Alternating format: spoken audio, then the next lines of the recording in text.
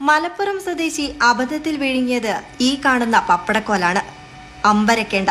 വെള്ളിയാഴ്ചയാണ് യുവതിയെ medical college ആശുപത്രിയിൽ എത്തിച്ചത്.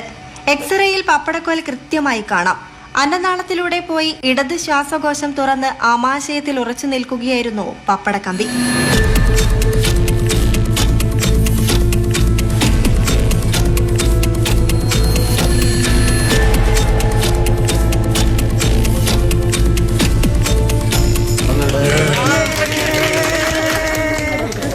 പറയുമ്പോൾ തന്നെ പേടി തോന്നുന്നുണ്ടല്ലേ?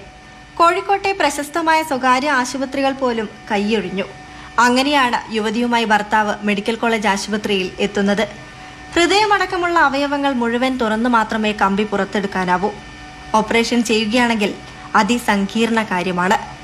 അങ്ങനെ ആ റിസ്ക് ഏറ്റെടുത്തത് ENT associate professor MK Sreejith, anaesthesia പ്രൊഫസർമാരായ PMA Basheer, Fijul Komu, S Vineetha, surgery professor Shajahan, cardio thoracic surgeon Athul എന്നിവർ ചേർന്നാണ്. ഡോക്ടർമാരുടെ സംയോജിതമായ ഇടപെടലും കഠിനാധ്വാനവും മൂലം വലിയ പരിക്കുകൾ കൂടാതെ പപ്പടക്കോൽ വായിലൂടെ തന്നെ പുറത്തെടുക്കാൻ സാധിച്ചു. നയൻതാര, മാതൃഭൂമി ന്യൂസ്, കോഴിക്കോട്.